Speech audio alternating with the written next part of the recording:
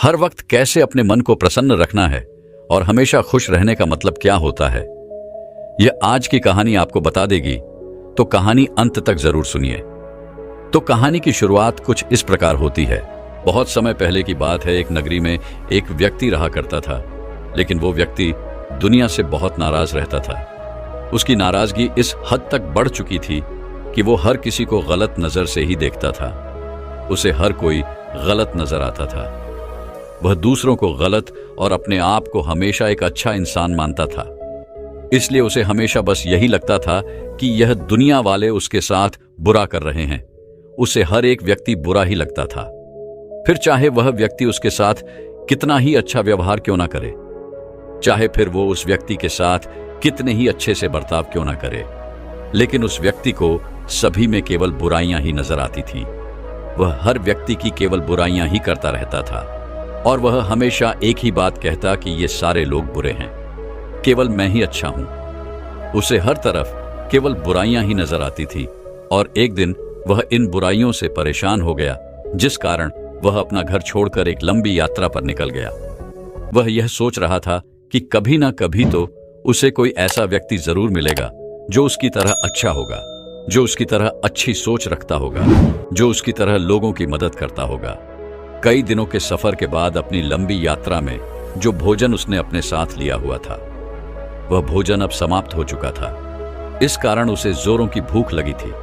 भूख के कारण वो इधर उधर भटकने लगा। भूख से उसका बुरा हाल हुआ जा रहा था। तभी उसे रास्ते में एक व्यक्ति नजर आया। वह व्यक्ति भी काफी गरीब लग रहा था। वह उस व्यक्ति के पास गया और उस व्यक्ति से कहने लगा, मित्र, मुझे बहुत जोरों की भूख लगी है। क्या तुम्हारे पास खाने के लिए कुछ है? क्या तुम खाने की कोई व्यवस्था कर सकते हो? मैं बहुत दूर से चला आ रहा हूं, लेकिन अभी तक मैं अपनी मंजिल पर नहीं पहुंच पाया हूं और रास्ते में ही मेरा भोजन भी समाप्त हो गया, जिस कारण मुझे बहुत जोरों की भूख लगी है। यदि तुम मेरे लिए भोजन की व्यवस्था कर दो तो मैं तुम्हारा आभारी रहूंगा। वह दूसरा व्यक्ति बहुत गरीब था। उसके पास खाने के लिए केवल 2 ही रोटियां थी। उसमें से उसने एक रोटी उस व्यक्ति को दे दी। उस दूसरे व्यक्ति को बहुत जोरों की भूख लगी थी, जिस कारण वह उस रोटी को बहुत ही तेजी से खा गया और गरीब व्यक्ति की उस दूसरी रोटी को भी वह घूर घूर कर देखने लगा। और तभी वह व्यक्ति उस गरीब व्यक्ति से कहता है, मित्र, तुम्हारे पास केवल 2 ही रोटियां थी। एक रोटी मैंने खा ली और अब तुम्हारे पास एक रोटी और बची है। इस एक रोटी से तुम्हारा पेट नहीं भर पाएगा, लेकिन यदि तुम वह रोटी मुझे दे दो तो मैंने पहले से ही एक रोटी खा रखी है। जब मैं वह दूसरी रोटी भी खा लूंगा तो मेरा पेट तो अवश्य भर जाएगा। इसलिए कृपया करके वह रोटी भी मुझे दे दो। इसका जवाब देते हुए वह गरीब व्यक्ति उस व्यक्ति से कहता है, नहीं नहीं, ये 2 रोटियां मैंने अपने और अपने परिवार के लिए रखी थी, जिसमें से मैंने अपने हिस्से की रोटी तुम्हें पहले ही दे दी है। अब दूसरी रोटी मेरी बीवी और बच्चों के लिए है। अब मैं तुम्हें एक भी रोटी नहीं दूंगा। उस गरीब व्यक्ति की यह बात सुनकर वह व्यक्ति कहता है भगवान, यह दुनिया कितनी स्वार्थी है। मैं जानता हूं यहां पर लोग केवल अपने स्वार्थ के लिए जीते हैं। कोई भी दूसरों की मदद नहीं करना चाहता। यहां पर लोग केवल अपना ही स्वार्थ देखते हैं, अपना ही भला चाहते हैं। दूसरों की मजबूरी तो उन्हें नजर ही नहीं आती। इतना कहकर वह उस गरीब व्यक्ति से कहता है, मित्र, मुझे तुमसे कोई नाराजगी नहीं है, क्योंकि यह दुनिया बहुत स्वार्थी है और तुम भी इसी दुनिया का एक हिस्सा हो। यह दुनिया बहुत बुरी है और मैं इस दुनिया को छोड़कर कहीं दूर जा रहा हूं, जहां पर मुझे मेरे जैसा कोई व्यक्ति मिल जाए। इतना कहकर वह व्यक्ति वहां से आगे की ओर चल पड़ा। चलते चलते काफी समय बीत चुका था और वहां से काफी दूर आ चुका था। सूरज सर पर था और धूप अत्यधिक तीव्र थी। वह व्यक्ति अपने साथ जो पानी लेकर आया था वह भी अब खत्म हो चुका था और अब उसे जोरों की प्यास लगी थी। उस व्यक्ति ने इधर उधर देखा, लेकिन पानी का कोई भी झरिया उसे कहीं नजर नहीं आ रहा था और ना कोई ऐसा व्यक्ति जो उसे पानी दे सके। उसका गला सूखा जा रहा था, उसकी प्यास बढ़ती जा रही थी और दोपहर की वो कड़कती धूप उससे अब बर्दाश्त नहीं हो रही थी। वह काफी थक चुका था, बेहाल हो चुका था। तभी अचानक उसे रास्ते में एक व्यक्ति नजर आया। वह जैसे तैसे किसी तरह से उस व्यक्ति के पास पहुंचा और उस व्यक्ति से कहने लगा, मित्र, मुझे बहुत जोरों की प्यास लगी है। मेरा गला पूरी तरह से सूख चुका है। यदि मुझे पानी ना मिला तो मैं मृत्यु को प्राप्त हो जाऊंगा। यदि तुम्हारे पास पानी है तो कृपया करके मुझे पानी दे दो, उससे मैं अपनी प्यास बुझा लूंगा। इस पर वह व्यक्ति जिसके पास पानी था वह उस व्यक्ति से कहता है, नहीं नहीं, मेरे पास इतना पानी नहीं है कि मैं तुम्हें इसे दे सकूं। मेरे पास केवल एक ही घुट पानी बचा हुआ है और वो भी मैं खुद ही पीऊंगा, तभी मैं अपने सफर को आगे जारी कर पाऊंगा। अगर मैंने तुम्हें यह पानी दे दिया तो मेरी यात्रा कभी पूरी नहीं हो सकेगी। अब यह पानी किसको मिलना चाहिए, यह तो इस बात पर निर्भर करता है कि किसकी जिंदगी ज्यादा कीमती है, किसका मकसद ज्यादा महत्वपूर्ण है। इसलिए तुम मुझे अपना मकसद बताओ। यदि तुम्हारा मकसद अच्छा हुआ, तुम्हारा मकसद महत्वपूर्ण हुआ, तो मैं यह पानी तुम्हें अवश्य दे दूंगा। तभी वह प्यासा व्यक्ति उस पानी वाले व्यक्ति से कहता है, मित्र, मैं एक लंबी यात्रा पर निकला हूं। मैं किसी ऐसे इंसान को ढूंढ रहा हूं जो मेरी तरह हो, जो मेरी तरह अच्छा सोचता हो, अच्छा बोलता हो और लोगों के साथ अच्छा व्यवहार करता हो। लेकिन अभी तक मुझे कोई ऐसा नहीं मिला, जिस कारण मैं इस यात्रा पर अभी भी यूं ही चलता चला जा रहा हूं। उस व्यक्ति की बात सुनकर आगे पानी वाले व्यक्ति ने कहा, मित्र, मैं भी एक यात्रा पर ही निकला हूं। इस दुनिया में एक ऐसे बुरे आदमी की तलाश में जो बुरा हो, जो किसी के बारे में नहीं सोचता, जो बहुत ही स्वार्थी हो, जिसे केवल अपनी पड़ी हो। वह दूसरों के बारे में तनिक भी ध्यान नहीं देता। लेकिन अभी तक मुझे भी कोई ऐसा व्यक्ति नहीं दिखाई पड़ा। उस पानी वाले व्यक्ति की यह बात सुनकर वह प्यासा व्यक्ति उस पानी वाले व्यक्ति से कहता है, मित्र, अगर यह बात है तो लाओ यह पानी मुझे दे दो, मैं इसे पी लेता हूं और फिर तुम्हारा सफर भी यहीं पर समाप्त हो जाएगा। क्योंकि जिस बुरे इंसान की तलाश में तुम निकले थे, मैं तुम्हारे लिए वही बुरा इंसान बनकर मैं तुम्हारे सामने खड़ा हो जाऊंगा। अर्थात तुम्हें भी पाने की जरूरत है और मुझे भी। लेकिन यदि यह पानी मैं पी लेता हूं तो मैं बुरा बन जाऊंगा और तुम जिस यात्रा पर निकले थे, तुम्हारी यात्रा भी पूरी हो जाएगी। उस व्यक्ति की यह बात सुनकर वह पानी वाला व्यक्ति उस व्यक्ति से कहता है, मित्र, अगर यही बात है तो जैसे ही मैं तुम्हें यह पानी दूंगा, मैं भी तुम्हारे लिए एक अच्छा व्यक्ति बन जाऊंगा जिसकी तलाश में तुम निकले हो। क्योंकि यह पानी मेरे लिए भी एक वरदान है, मेरे लिए भी एक जीवन है। लेकिन यह पानी मैं तुम्हें दे दूंगा तो मैं तुम्हारे सामने एक अच्छा व्यक्ति बन जाऊंगा और तुम्हारी भी यात्रा यहीं पर समाप्त हो जाएगी। इतना कहकर उस पानी वाले व्यक्ति ने उस व्यक्ति को वह पानी दे दिया। उस व्यक्ति को इतने जोरों की प्यास लगी थी कि उसने झट से वो पूरा पानी खत्म कर दिया और उस पानी वाले व्यक्ति से कहता है, बस इतना सा ही पानी था और इसके लिए तुम मुझे कब से परेशान कर रहे थे। तुमने इतनी बहस की केवल इतने से पानी के लिए, इससे तो मेरी प्यास भी नहीं बुझी। उस प्यासे व्यक्ति की यह बात सुनकर वह पानी वाला व्यक्ति उस व्यक्ति से कहता है, मित्र, तुम कोई बुरे व्यक्ति नहीं हो। तुम्हें जितनी प्यास थी मैंने तुम्हें उतना ही पानी दिया, लेकिन मेरे पास तो अभी भी बहुत पानी है। तुम तो बड़े भोले लगते हो, तो मुझे कोई बुरे व्यक्ति नहीं लगते, इसलिए मैंने तुम्हें केवल उतना ही पानी दिया जितनी की तुम्हें आवश्यकता थी। यह सुनकर वह स्वार्थी व्यक्ति एक बार फिर उस पानी वाले व्यक्ति से कहता है, तुम तो बड़े स्वार्थी हो, तुम बहुत बुरे हो, ये दुनिया भी बहुत बुरी है। सभी केवल अपना मतलब देखते हैं, दूसरे की मजबूरी नहीं। मैं आज नहीं तो कल एक ऐसा व्यक्ति अवश्य खोज लूंगा जो मेरे जैसा होगा, जो अच्छा होगा। यह कहकर वह फिर से अपने मार्ग में आगे की ओर बढ़ चला। वह लगातार चलता ही जा रहा था। चलते चलते रात का समय हो चुका था और जिस जगह पर वह था वहां पर बहुत ठंड भी थी। चारों ओर जंगल ही जंगल था। उसे ठहरने के लिए कोई जगह नजर नहीं आ रही थी और उसे जोरों की ठंड भी लग रही थी। उसी जंगल में एक गुरुवर रहते थे। जब उन गुरुवर ने उस व्यक्ति को ठंड से ठिठुरता हुआ देखा तो वो उसे अपने आश्रम में ले आए और कहने लगे, बेटा, बाहर बहुत ठंड है, तुम यहीं पर आज रात रुक जाओ, कल सुबह तुम यहां से चले जाना। और गुरुवर ने उस व्यक्ति को बढ़ने के लिए एक गर्म कंबल दिया। जैसे ही उस व्यक्ति को उन गुरुवर ने कंबल थमाया, इस पर वह व्यक्ति उन गुरुवर से कहता है महाराज, केवल कंबल से काम नहीं चलेगा, ठंड बहुत है तो आप थोड़ी सी लकड़ियां जला दीजिए, तभी ये सर्दी कम हो सकेगी। इस पर वो गुरु उस युवक से कहते हैं, बेटा, इस समय ठंड है और ठंड के कारण सभी लकड़ियां गीली पड़ चुकी हैं, जिससे उसमें आग नहीं लग पाएगी। इतना सुनकर वह व्यक्ति एक बार फिर से वही बात बार बार कहने लगा कि सभी लोग मतलब है, सभी लोग केवल अपने स्वार्थ के लिए जीते हैं। यह दुनिया स्वार्थी है, केवल अपना मतलब देखती है। लेकिन जैसे तैसे करके उसने अपनी रात वहां पर गुजार ली और सुबह उठकर वह उन गुरुवर के पास पहुंचा और कहने लगा, है महाराज, अब मैं अपनी यात्रा पर वापस जा रहा हूं। यह बात सुनकर वह गुरु उस व्यक्ति से कहते हैं, बेटा कैसी यात्रा? इसके जवाब में वह व्यक्ति कहता है गुरुवर, मैं एक ऐसे व्यक्ति की तलाश में निकला हूं जो मेरी तरह अच्छा हो, जिसमें कोई बुराई ना हो। वह लोगों के लिए सोचता हो, लोगों का अच्छा करता हो, वह दूसरों का भला करता हो। लेकिन अब तक मुझे कोई भी ऐसा व्यक्ति नहीं मिला, क्योंकि यह दुनिया बहुत बुरी है, बुरे लोगों से भरी हुई है।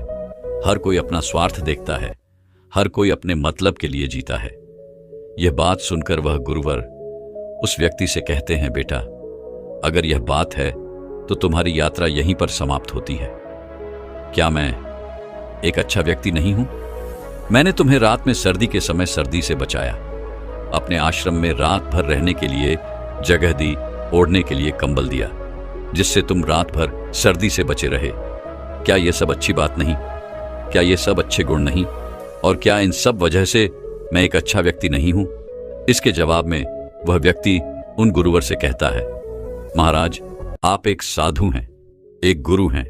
इसका मतलब यह तो नहीं कि आप अच्छे हैं। यदि आप अच्छे होते तो मैंने रात को ही आपसे कहा था कि लकड़ियां जला दीजिए, जिससे सर्दी कम हो सके। क्या आपने लकड़ियों का इंतजाम किया? क्या आपने वो लकड़ियां जलाई ताकि सर्दी कम हो सके? नहीं, आपने बिल्कुल भी ऐसा कुछ नहीं किया। इसका अर्थ क्या हुआ कि आप भी बुरे हैं। पर मुझे आपसे कोई शिकायत नहीं है, क्योंकि ये दुनिया बहुत बुरी है, बुरे लोगों से भरी हुई है, और आप भी उसी में से एक हैं। इतना सुनकर वह गुरु मुस्कुराने लगे और उस व्यक्ति से कहते हैं, बेटा अगर तुम्हें अपने जैसे किसी व्यक्ति की तलाश है तो तुम्हें वापस उल्टी दिशा में जाना चाहिए। मैं तुम्हें एक रोटी और एक घूंट पानी देता हूं, लेकिन याद रखना, यह तुम्हारे लिए नहीं है, यह उसके लिए है जिसे इसकी सबसे ज्यादा जरूरत हो। यह तुम उसे ही देना, और जब तुम ऐसा करोगे तो वह व्यक्ति भी तुम्हें मिल जाएगा जिसे तुम ढूंढ रहे हो, जिसके लिए तुम यह यात्रा कर रहे हो। उस व्यक्ति ने उन गुरुवर की बात मान ली और वह उल्टी दिशा में वापस से अपनी यात्रा को आरंभ करता है। वह वापस लौट ही रहा था कि रास्ते में एक बार फिर से उसे उसी कड़कती धूप का सामना करना पड़ा। चलते चलते काफी समय भी हो चुका था और उसे एक बार फिर से जोरों की प्यास लगी थी। उसका दम निकलने को तैयार था। तभी उसे याद आया कि उन गुरुवर ने उसे एक घूंट पानी भरकर दिया हुआ है, और साथ ही साथ उन गुरुवर ने यह भी कहा था कि जिसे इसकी सबसे ज्यादा जरूरत हो तुम उसे ही ये पानी देना। ये सोचकर उसे यह ख्याल आया कि अभी तो मुझे ही इसकी सबसे ज्यादा जरूरत है, तो क्यों ना यह पानी मैं ही पी लूं। वही ये सोच ही रहा था कि तभी पीछे से आवाज आई। उसने देखा तो उसके पीछे एक औरत खड़ी थी। वह रास्ता भटक चुकी थी और धूप काफी कड़ाके की थी, जिस कारण उसे जोरों की प्यास लगी थी। वह उस व्यक्ति से कहती है, मान्यवर कृपा करके यदि आपके पास थोड़ा पानी हो तो मुझे दे दीजिए। मुझे बहुत जोरों की प्यास लगी है, मेरा गला सूखा जा रहा है। यदि मुझे पानी नहीं मिला तो मैं मृत्यु को प्राप्त हो जाऊंगी।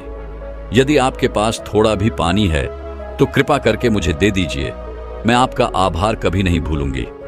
जैसे ही उस औरत ने उस व्यक्ति से पानी मांगा, उसके मन पर मानो किसी ने बहुत ही गहरी चोट कर दी हो। वह यह सोचने लगा कि यह कहां से आ गई। अगर इसने थोड़ी सी और देर की होती तो यह पानी में पी चुका होता। पर उन गुरुवर ने जैसा कहा था कि जिसे इसकी सबसे ज्यादा जरूरत हो तुम इसे उसे ही देना, और उन गुरुवर ने यह भी कहा था कि यह पानी और यह रोटी तुम्हारे लिए नहीं है। अब वह व्यक्ति इस सोच में पड़ गया कि मैं क्या करूं, मैं इस औरत की जान बचाऊं या फिर खुद की प्यास बुझाऊं। वह यह सोचते सोचते उसने तुरंत ही वह एक घुट पानी खुद ही पी लिया, और यह देखकर उस औरत की आखिरी आस भी अब टूट चुकी थी, क्योंकि उसे अत्यधिक जोरों से प्यास लगी थी और अब उसने अपनी आखिरी उम्मीद भी खो दी थी, जिस कारण वो टूट गई और तुरंत ही जमीन पर गिर पड़ी। और वह व्यक्ति जिसने वह पानी की आखिरी बूंद तक पी ली थी, जैसे ही उसकी प्यास बुझी, वह यह सोचने लगा है, भगवान, ये मैंने क्या कर दिया, मुझसे गलती हो गई। इस औरत के यदि प्राण चले गए तो यह मेरे ऊपर एक बोझ होगा। यदि इसके प्राण मेरी वजह से चले गए तो मैं क्या करूंगा। मैं स्वार्थी हूं, मैं बहुत बुरा हूं। मैंने ऐसा क्यों किया? मैं इतना बुरा क्यों? मैंने ऐसा क्यों किया? मैं अब क्या करूं? कहां से पानी लाऊं और इस महिला को दूं? वह यह सोच ही रहा था कि उसके मन में ख्याल आया कि एक बार फिर से मैं इस झोली में हाथ डालकर देखता हूं। क्या भरोसा, उन गुरुवर ने मुझे और भी पानी दिया हो। यह सोचकर उसने उस झोली में हाथ डाला, और जैसे ही उसने उस झोली में हाथ डाला वह बड़ा प्रसन्न हुआ, क्योंकि उस झोली में पानी की एक घुट और बची हुई थी। उसने तुरंत ही उस पानी को निकाला और कहने लगा, है गुरुवर, आपका बहुत बहुत धन्यवाद। इतना कहकर वह पानी उस औरत को पिला देता है। तभी उस औरत को होश आया और उस महिला ने उस व्यक्ति से बात की और कहने लगी, आप जैसे इस दुनिया में बहुत कम लोग हैं। आप बहुत अच्छे हैं, जो अपने से पहले दूसरों के बारे में सोचते हैं। आपका बहुत बहुत धन्यवाद। वह महिला इतना कहकर वहां से चली गई, लेकिन वह व्यक्ति जिसने उस महिला की मदद की थी उसे अपने ऊपर शर्म आने लगी। लेकिन उसने अपने आप को संभाला और आगे की यात्रा शुरू की। काफी देर चलते चलते अब वो काफी थक चुका था। उसे जोरों की भूख लगी थी, लेकिन जो खाना वो लेकर आया था वो अब समाप्त हो चुका था, और जहां पर वह था वहां पर खाने का कोई साधन भी नहीं था। उसने सोचा कि उन गुरुवर ने जो मुझे एक रोटी दी है, क्यों ना मैं उस रोटी को ही निकाल लूं और उससे अपनी भूख मिटा लूं। वह ये सोचकर उस छोटी को उस झोली से बाहर निकालता है, और जैसे ही उसे खाने के लिए आगे बढ़ता है कि तभी पीछे से आवाज आती है, और ये आवाज उसी गरीब की थी जिसने जाते वक्त उस व्यक्ति को रोटी खिलाई थी। उस गरीब व्यक्ति ने उस दूसरे व्यक्ति से कहा, मालिक, मेरा बच्चा भूखा है, उसे भूख लगी है, वह भूख के मारे बिलख रहा है, क्या आपके पास खाने के लिए कुछ मिलेगा? उस स्वार्थी व्यक्ति ने उस गरीब व्यक्ति को पहचान लिया और उस गरीब व्यक्ति से कहता है, मित्र, तुम वही हो जिसने मुझे जाते वक्त रोटियां खिलाई थी, लेकिन उस वक्त मैं तुम्हारा धन्यवाद नहीं कर सका था। मुझे माफ कर देना, लेकिन अब भी मेरे पास केवल एक ही रोटी है और मुझे भी बहुत जोरों की भूख लगी है। तभी वह गरीब व्यक्ति उस स्वार्थी व्यक्ति से कहता है, मालिक, भूख के कारण मेरी पत्नी इस दुनिया को छोड़ चुकी है, और अब यदि मेरे बच्चे को भी खाना नहीं मिला, वे भी मुझे छोड़कर चला जाएगा। उस व्यक्ति ने उस गरीब व्यक्ति की सारी बातें सुनी और उसने सोचा, हो सकता है शायद उन गुरुवर ने इस झोली में और भी रोटियां रखी हों। यह सोचकर उसने एक बार फिर से उस झोली में हाथ डाला, लेकिन अब की बार वह निराश हो गया, क्योंकि झोली में और कोई भी रोटियां नहीं बची हुई थी। अब वह क्या करे, उसे कुछ भी समझ नहीं आ रहा था। उसने सोचा कि शायद इस व्यक्ति से मैंने पहले ही एक रोटी मांग कर खा ली थी। हो सकता है यह उसी का बदला लेने मुझसे यहां पर आया है।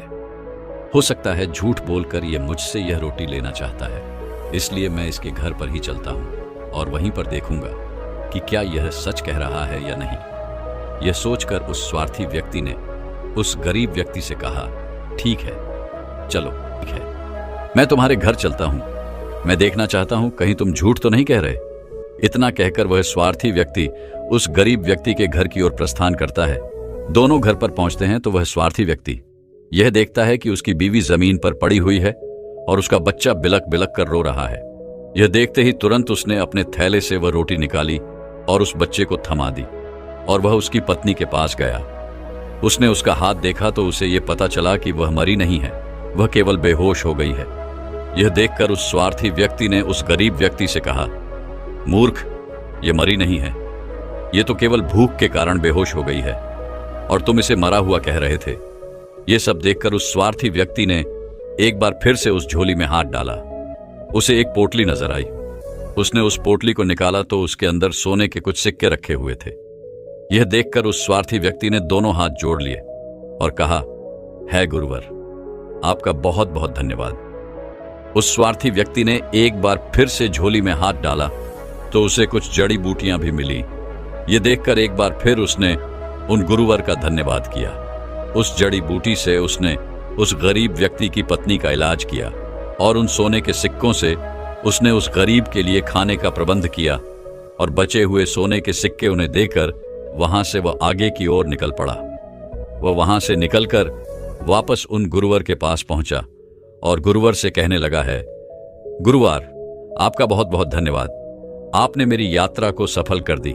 मेरे मकसद को पूरा कर दिया।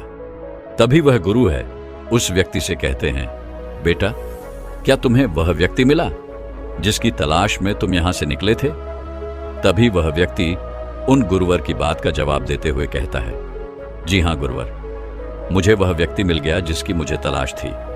व्यक्ति ने आगे कहा, यह दुनिया बहुत अच्छी और बहुत सुंदर है, लेकिन मैं ही सबसे बुरा हूं और मैं ही सबसे अच्छा भी हूं। मेरे बुरे हो जाने से मुझे यह दुनिया भी बुरी नजर आती है और मेरे अच्छे हो जाने से मुझे यह दुनिया भी अच्छी नजर आती है। इस दुनिया में मदद लेना बहुत आसान है, लेकिन किसी की मदद करना बहुत मुश्किल। मदद देने वाला किस स्थिति से गुजर रहा है ये कोई नहीं जानना चाहता। उसके ऊपर क्या बीत रही है इससे किसी को कोई फर्क नहीं पड़ता। लेकिन ऐसे हालात में भी जो दूसरों की मदद करने से पीछे नहीं हटता, ऐसे लोग बहुत कम होते हैं और ऐसे लोग बहुत महान होते हैं। बुरा बोलते वक्त, बुरा सोचते वक्त, बुरा देखते वक्त हमारे अंदर की अच्छाइयां मर जाती हैं और हमें भी यह दुनिया पूरी तरह से बुरी ही नजर आती है। जबकि अच्छा सोचते वक्त, अच्छा करते वक्त, लोगों की मदद करते वक्त जो अच्छाइयां हमारे अंदर उत्पन्न होती हैं, उससे हमें यह दुनिया भी अच्छी नजर आती है। ये जिंदगी बहुत अच्छी है। हमें दूसरों की मदद करनी चाहिए, दूसरों के लिए अच्छा करना चाहिए। इतना कहकर वह उन गुरु को धन्यवाद करता है और वहां से वापस वह अपने घर की ओर लौट जाता है। दोस्तों, हमारी जिंदगी भी कुछ ऐसी ही है। हम बिना कुछ सोचे समझे किसी को भी कुछ भी कह देते हैं, वह कितना भी बुरा क्यों ना हो, हम भी ना जाने ये सामने वाले की जिंदगी में क्या चल रहा है, हम उसे बुरा कहते चले जाते हैं क्योंकि हम तो स्वार्थी हैं। हमें तो केवल अपने मतलब से मतलब होता है, हमें तो अपना काम पूरा कराना होता है। यदि कोई हमारा काम पूरा कर दे तो सब कुछ बहुत अच्छा, और यदि कोई हमारा काम पूरा ना करे तो सब बहुत बुरे। जब किसी के घर में कलश हो रहा हो, दुख और पीड़ा से गुजर रहे हो, तो हमें मजा आता है, लेकिन जब वही आप पर बीतती है तब आपको उसका एहसास होता है, पीड़ा होती है, तकलीफ होती है। ऐसे समय पर ही आप कुछ सीख पाते हैं, समझ पाते हैं, लेकिन फिर भी हमारा ध्यान उन पर नहीं जाता। केवल हम दूसरों की दुख में खुशी ढूंढते हैं, उनकी तकलीफ में हमें मजा आता है, उनकी पीड़ा हमें खुशियां दे जाती है। लेकिन जब अपनी पीड़ा का समय आता है तब आप रोने लगते हैं, चिल्लाने लगते हैं। मगर इस दुनिया में ऐसे भी लोग हैं जो दूसरे की पीड़ा को अपनी पीड़ा समझते हैं, उनकी तकलीफ में वह उनकी मदद करते हैं, उन्हें समझते हैं, दिन रात उनकी सेवा में लगे रहते हैं।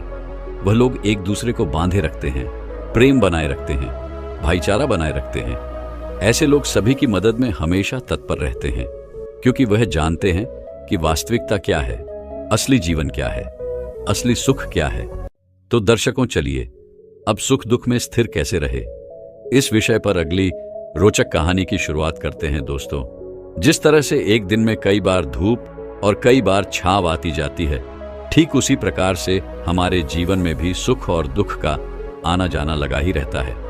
लेकिन हमारा ध्यान केवल दुखों पर होता है और हमें ऐसा प्रतीत होता है कि हमारे जीवन में केवल दुखी हैं। लेकिन अगर वास्तविकता देखी जाए तो हमें यह पता चलेगा कि वास्तविकता पर हमारे जीवन में केवल एक ही दुख है। लेकिन वह कौन सा दुख है जिसके कारण हम हमेशा दुखी रहते हैं, परेशान रहते हैं, चिंतित रहते हैं? वह एकमात्र दुख क्या है? चलिए इसे आज की बौद्ध कहानी के माध्यम से समझते हैं और ये भी जानने का प्रयास करते हैं कि आखिर उसका समाधान क्या है और अपने दुख को नियंत्रित करने के लिए हम क्या कर सकते हैं। बहुत समय पहले की बात है, एक छोटा सा राज्य था। उस राज्य में एक व्यापारी रहता था जो बहुत अमीर था, जिसके पास किसी चीज की कोई कमी नहीं थी। उसके पास वो सारी सुख सुविधाएं थीं जो वह चाहता था। उसका एक पुत्र भी था जो अब युवा हो चुका था। उस व्यापारी के पुत्र ने अब तक अपने जीवन में कोई दुख नहीं देखा था। जो भी वह चाहता था वह व्यापारी उसे सब कुछ लाकर दे देता था, जिस कारण उसने अपने जीवन में किसी प्रकार के दुख का अनुभव अब तक नहीं किया था। उस व्यापारी के पुत्र के कई सारे मित्र भी थे। उसके पास अथाह संपत्ति थी, धन दौलत की उसके पास कोई कमी नहीं थी। लेकिन एक दिन अचानक वह व्यापारी बीमार पड़ गया और देखते ही देखते उसकी बीमारी ने उस पर पूरी तरह से पकड़ बना ली थी। वह व्यापारी अपने जीवन की आखिरी सांसें गिन रहा था और उस व्यापारी को यह प्रतीत होने लगा था कि अब वह नहीं बच पाएगा, उसका अंतिम समय आ चुका है। इसीलिए उसने अपने पुत्र को अपने पास बुलाया और उसे कहा, बेटा, तुमने आज तक केवल सुख ही देखा है। तुम्हें जो कुछ चाहिए था वह मैंने सब कुछ तुम्हें ला कर दिया, इसलिए तुमने आज तक दुख का अनुभव नहीं किया। दुख क्या होता है ये तुम्हें पता तक नहीं, और इसी बात की चिंता मुझे खाए जा रही है कि जब तुम्हारे पर दुखों के बादल मंडराएंगे तो तुम सह नहीं पाओगे। इसलिए आज मैंने तुम्हें यहां पर बुलाया है। मैं बस आखिरी समय पर तुमसे यह कहना चाहता हूं कि तुम सावधान रहना। मेरी मृत्यु के बाद तुम्हारे अपने ही तुम्हारे दुखों का कारण बन जाएंगे। इतना कहकर वह व्यापारी मृत्यु को प्राप्त हो गया। उस व्यापारी का पुत्र अपने पिता की मृत्यु पर बहुत दुखी था। वह रो रहा था। तभी उसके पास उसका एक मित्र आया और वह उसे समझाते हुए कहता है, मित्र, तुम रो क्यों रहे हो? तुम्हारा पिता ही मरा है, लेकिन तुम्हारे पास तो अब भी यह सारी धन दौलत है, यह सारी संपदा है, यह सारी संपत्ति तुम्हारी ही तो है। अब तो तुम उन चीजों का भी आनंद ले सकते हो जिनका आनंद तुम अपने पिता के रहते नहीं ले पाए। अपने मित्र की यह बात सुनकर वह बड़ा प्रसन्न हुआ, और उसे भी इस बात का एहसास हो चुका था कि उसके पास अथाह संपत्ति है, धन है, दौलत है, जिसकी मदद से वह अपना जीवन खुशी खुशी बिता सकता है। लेकिन इसी धन संपदा के कारण वह अब बुरी आदतों का शिकार भी हो चुका था। वह वेश्या के पास जाने लगा था। उसे हर प्रकार का नशा करने की आदत लग चुकी थी। जहां उसका मन करता वह वहां चला जाता। जब भी उसका मन करता वह किसी को भी अपने घर बुला लेता। फिर चाहे दिन हो या रात, जो भी उसका मन करता वो खरीद लेता, क्योंकि उसके पास अथाह संपत्ति थी। और उसके पिता का सारा व्यापार भी अब उसी के हाथों में था, और अब वह बहुत खुश था। वह अपने जीवन को अपनी मर्जी के हिसाब से जी रहा था। एक दिन उसके मन में ख्याल आया कि पिता ने मुझे बेवजह ही डरा दिया कि लोग मेरा फायदा उठाएंगे, मेरे दुश्मन बन जाएंगे, मेरे दुखों का कारण बन जाएंगे। लेकिन अब तो मैं और भी मजे से जी रहा हूं। मेरे सुख के दिन तो अब आए हैं। मैं आज तक जो नहीं कर पाया था वो सब करने में अब मैं सक्षम हूं। ये सब सोचकर उसकी खुशी का कोई ठिकाना नहीं था। वह बहुत खुश था।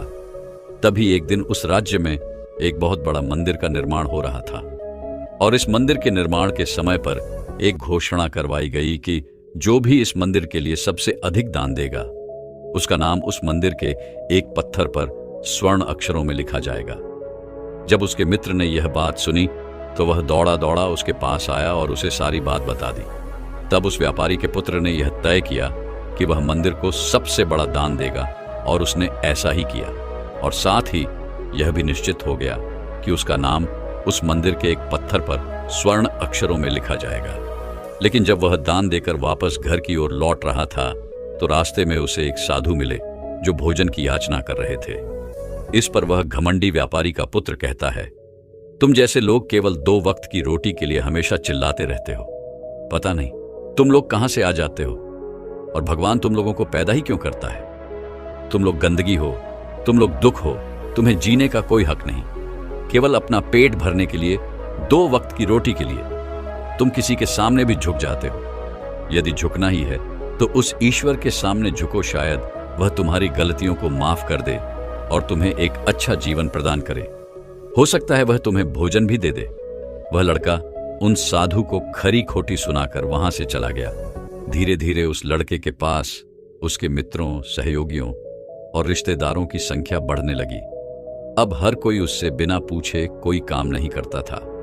हर चीज उसी से पूछी जाती थी, जिस कारण उस लड़के को लगने लगा था कि अब मेरे बिना कोई काम नहीं हो सकता, जो भी हूं मैं ही हूं। जिस कारण उस लड़के का अहंकार अब 7वें आसमान पर था। सभी लोगों ने उसका मन जीत लिया था। सब लोग उसके विश्वास पात्र बन चुके थे। उस लड़के के पास अपार धन था, जिस कारण सब उससे जुड़े हुए थे। लेकिन यह बात उस लड़के को समझ नहीं आ रही थी।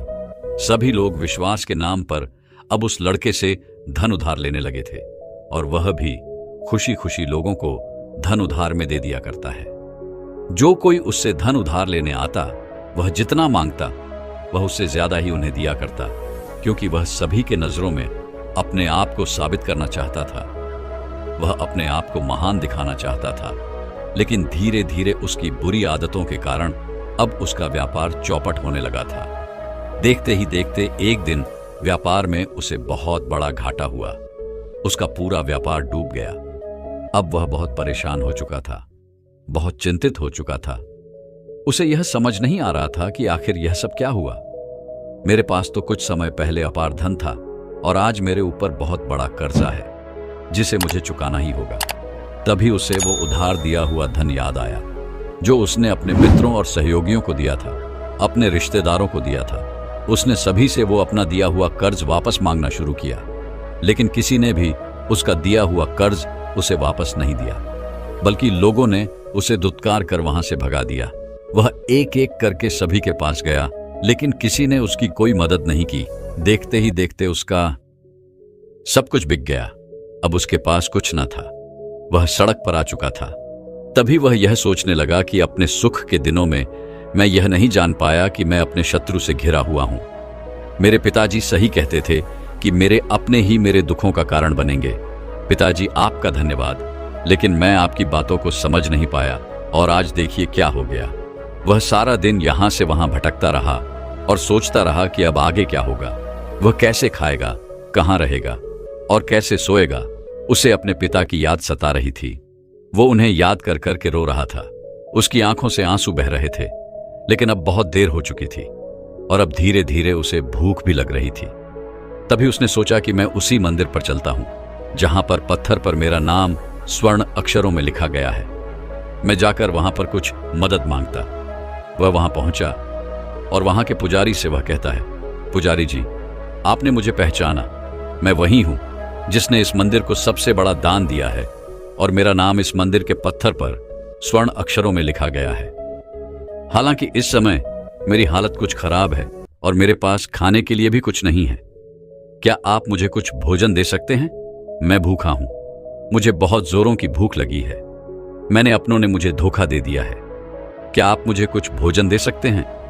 तब यह पुजारी कहता है, भिखारियों को भोजन इस मंदिर के बाहर दिया जाता है। मंदिर के अंदर नहीं जाओ और जाकर बाहर बैठ जाओ। और रही बात तुम्हारे नाम की, तो भिखारियों का नाम मंदिर के पत्थर पर स्वर्ण अक्षरों में नहीं लिखा जाता। पुजारी ने तुरंत ही उस लड़के का नाम मंदिर के उस पत्थर पर से हटवा दिया और फिर एक बार घोषणा करवा दी कि मंदिर को जो सबसे बड़ा दान देगा उसका नाम इस मंदिर के पत्थर पर स्वर्ण अक्षरों में लिखा जाएगा। यह सब देखकर वह लड़का बड़ा हैरान था, बड़ा अचरज में था। वह मन ही मन रो रहा था और सोच रहा था कि यह जीवन कितना दुखदाई है। यह जीवन बहुत छोटा है। अब मैंने जान लिया कि पत्थर पर लिखा हुआ नाम भी मिटाया जा सकता है, और यदि पत्थर पर लिखा हुआ नाम मिटाया जा सकता है तो इस जीवन का क्या मोल? यह जीवन भी कभी भी समाप्त हो सकता है। उस लड़के को जोरों की भूख लगी थी। वह मंदिर के बाहर जाकर एक कोने में बैठ गया। लोग आते रहे और भिखारी को कुछ न कुछ दान देते रहे, लेकिन वह लड़का, उसकी हिम्मत ही नहीं हो रही थी कि वह भीख मांग सके, और ना ही वह उन भिखारियों में बैठना चाहता था। देखते ही देखते रात का समय हो चुका था, लेकिन अब तक उसे कुछ भी ना मिला था। लेकिन उसकी भूख बढ़ती चली जा रही थी और उसे जोरों की भूख भी लगी थी।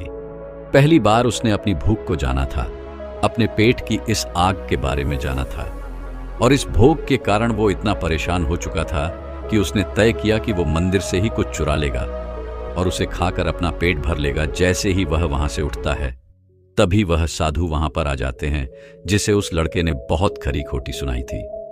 वह साधु उस लड़के के पास आकर कहते हैं, बेटा, हम पहले भी मिल चुके हैं।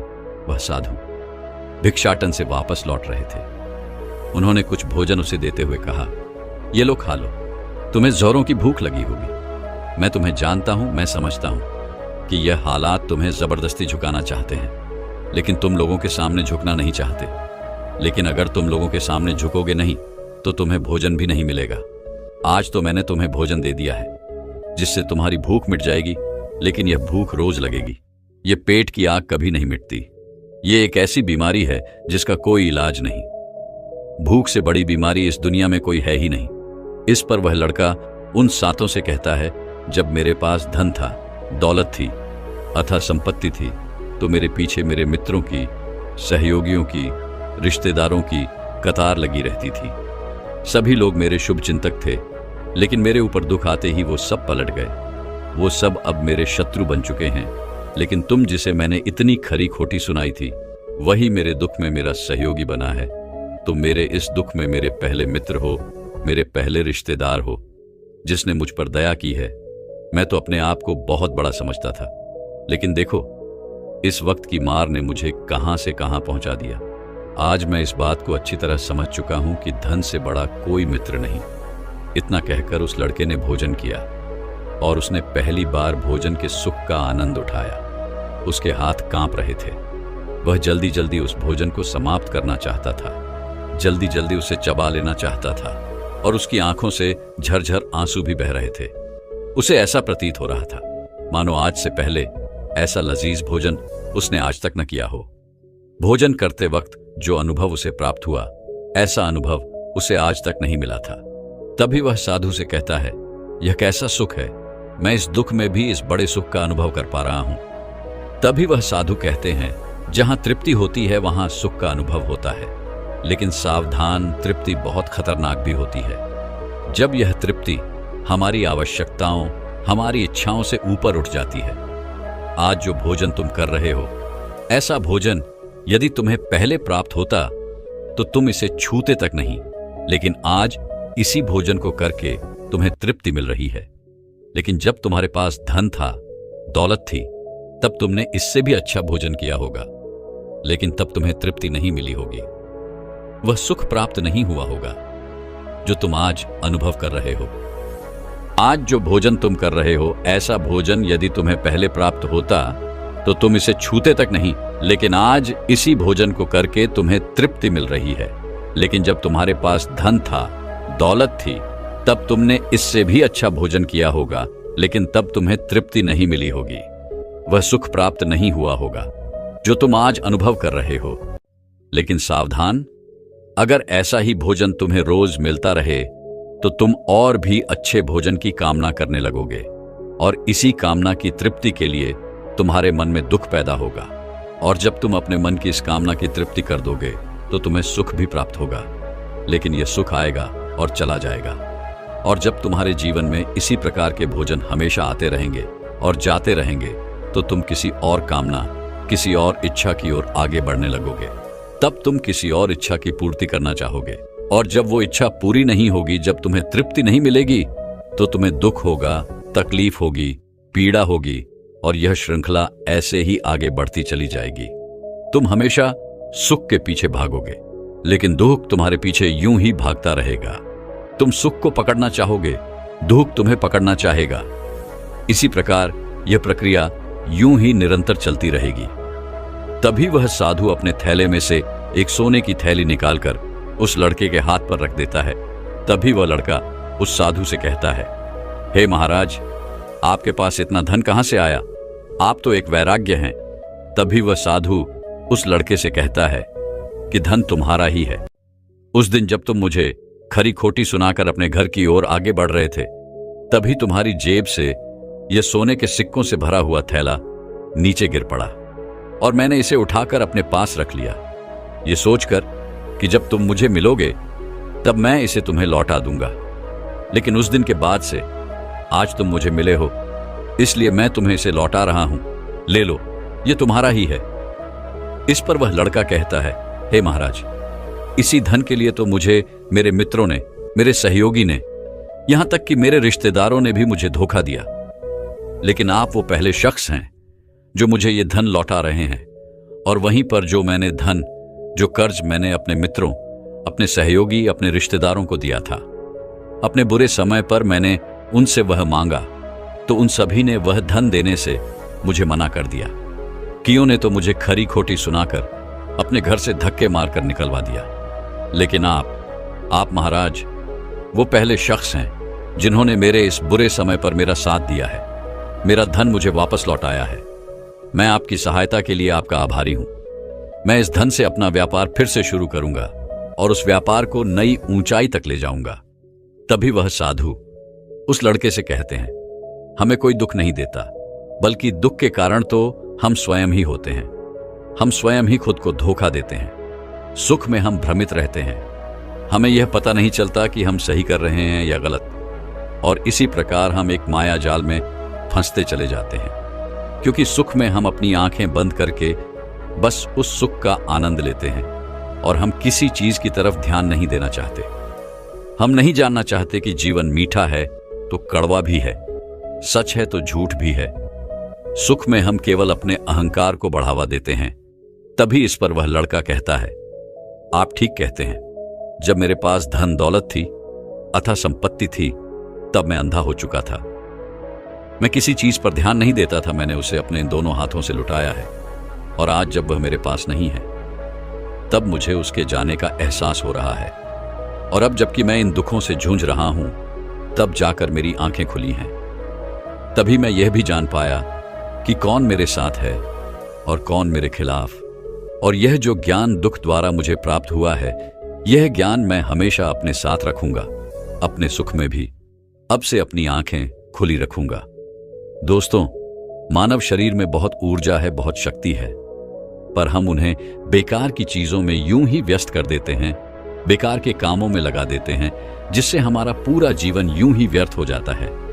हम में से अधिकांश लोग हमेशा अपने आप को कोसते होंगे, उस ऊपर वाले को यह दोष देते होंगे कि आखिर मैं इतना दुखी क्यों हूं। और हम इसे अधिकांश लोगों के मन में यह सवाल तो उठता ही होगा, और इसका जवाब बड़ा सीधा और सरल है, क्योंकि वह परमात्मा चाहता है कि हम उस दुख का अनुभव करें। वह परमात्मा हमें उस परम दुख तक ले जाना चाहते हैं, जहां पर हमें यह पता चल सके कि इंसानी आत्मा का अस्तित्व क्या है। और वह दुख है अपने आप को ना पहचान पाना, अपनी शक्तियों को ना पहचान पाना, अपने आप को ना जान पाना, अपने आप को इकट्ठा न कर पाना, अपने आप को नियंत्रित न कर पाना। हमारे जीवन में केवल एकमात्र यही दुख है, क्योंकि हम अपने आप पर कभी ध्यान नहीं देते, अपने आप को एकत्रित करने का कभी प्रयास तक नहीं करते। लेकिन इस दुख को ना देखकर हम बाकी के इधर उधर के दुख को देखकर हमेशा चिंतित रहते हैं, परेशान रहते हैं और अपना पूरा ध्यान उन्हीं दुखों पर लगाए रहते हैं। लेकिन जो वास्तविक दुख है, इस पर हमारा ध्यान कभी जाता ही नहीं। लेकिन वास्तविकता तो यही है कि जब भी हमारे जीवन में कोई दुख आता है तो हमारा ध्यान खुद पर होना चाहिए कि आखिर में दुखी क्यों हो, मैं क्या हूं, मैं क्यों हूं। और जब यह एकमात्र दुख आपके जीवन में आपको नजर आने लगता है, तब आप ध्यान की तरफ आगे बढ़ने लगते हैं, आप अपने आप को खोजने की तरफ आगे बढ़ने लगते हैं। और तब आपके सामने कोई भी समस्या बड़ी नहीं रह जाती। आप किसी भी बड़ी से बड़ी समस्या का समाधान सरलतापूर्वक कर सकते हैं।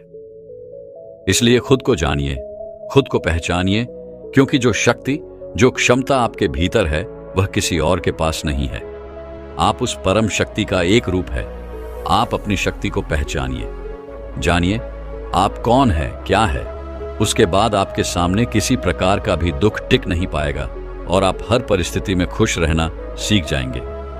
दोस्तों, मैं उम्मीद करता हूं कि यह कहानी सुनने से आपके जीवन में अच्छे बदलाव आए होंगे। आपको इस वीडियो से क्या सीखने मिला, ये कमेंट करके जरूर बताएं। और अपने परिवार, दोस्तों या आपके करीबी इंसान के साथ ये कहानी शेयर करके उन्हें भी इस ज्ञान से परिचित करवाएं। बाकी अगर आपको यह वीडियो दिल से अच्छी लगी हो तभी इस वीडियो को लाइक कर देना। और आपने अब तक इस चैनल को सब्सक्राइब न किया हो तो चैनल को सब्सक्राइब भी जरूर कर देना।